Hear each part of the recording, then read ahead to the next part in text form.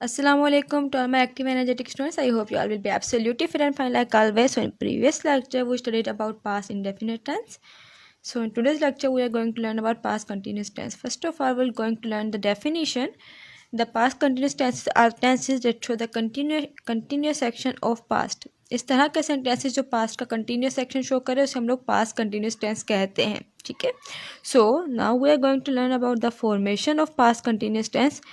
Past continuous tense की formation की अगर हम लोग बात करें तो इसका फार्मूला होगा. इसमें सबसे पहले यूज़ किया जाता है subject.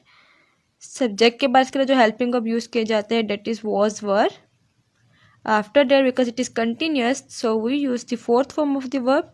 In the last we are going to use your object. ठीक है. तो सिंपली हमारे पास सब्जेक्ट है, वॉज वर है, वर्ब की फोर्थ फॉर्म है और बाद में यहाँ पे ऑब्जेक्ट यूज़ किया जाएगा. लाइक ऑलवेज वॉज हमारे पास सिंगुलर सब्जेक्ट के साथ यूज़ किया जाएगा और वर हमारे पास प्लूरल के साथ यूज़ किया जाएगा. ठीक है. सो ये तो आप लोगों को ये कॉन्सेप्ट क्लियर हो गया होगा कि सिंगुलर सब्जेक्ट और सिंगुलर वर्ब और प्लूरल सब्जेक्ट और प्लूरल वर्ब यूज़ किया जाता है. ठीक है. सो let's make a sentence of past continuous tense. For example, we have a sentence here like we have she. So what will we use with the she? Was or were? Obviously we use was with the she. ठीक है. She was taking class. A simple sentence.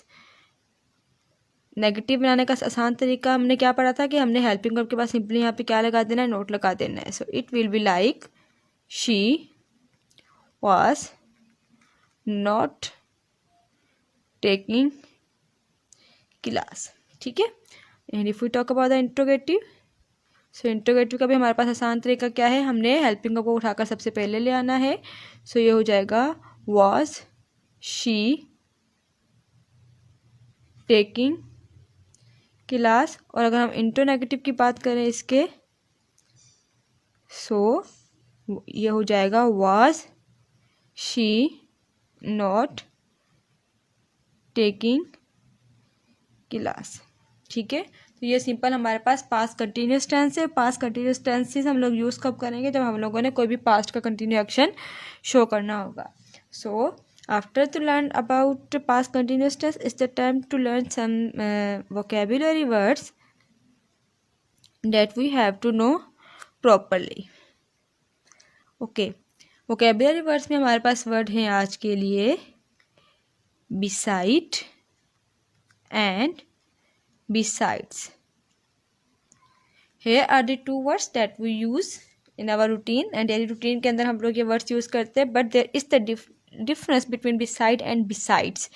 Beside की अगर हम लोग बात करें सो beside हमारे पास एक प्रीपोजिशन ऑफ पोजीशन कह सकते हैं आप इसको, जिसमें डायरेक्शन, प्रीपोजिशन ऑफ डायरेक्शन कह सकते हैं, जिसमें डायरेक्शन शो की जाती है. ठीक है. मतलब उसके साइड वाली तरफ, उसके पास. ठीक है. For example she said beside of her mother. ठीक है. यानी वो अपनी मदर के साइड की तरफ जो है वो बैठती थी.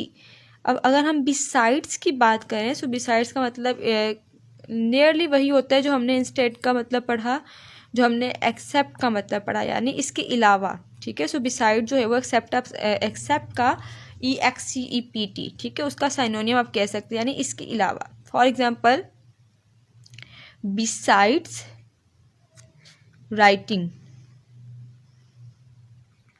आई लर्नड everything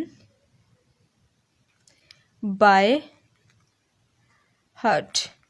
यानी राइटिंग के अलावा मैंने जो भी सीखा वो दिल से सीखा. ठीक है. यानी राइटिंग को छोड़कर बाकी सब कुछ दिल से सीखा. फॉर एग्जांपल इसका अगर एक और सेंटेंस बनाना चाहें हम लोग, I always try to sit beside the tree. ठीक है. और अगर आप बिसाइड्स का कोई और सेंटेंस बनाना चाहें so it will like besides any dish का, किसी डिश का नाम ले लिया. For example besides rice I love to eat everything. ठीक है. यानी राइस के अलावा मुझे बाकी सब कुछ खाना पसंद है. ठीक.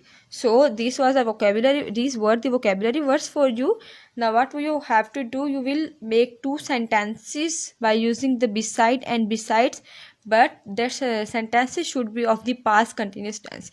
There is no any other homework. Instead of that you will make the sentences, और आपको सेंटेंसेस में वर्ड कौन से यूज़ करने हैं, बिसाइड और बिसाइड्स। कोई और सेंटेंसेस ना देने का मतलब आपको ये है क्योंकि इसको शायद या यूज़ करने में आप लोग थोड़ी सी डिफ़िकल्टीज फेस करें।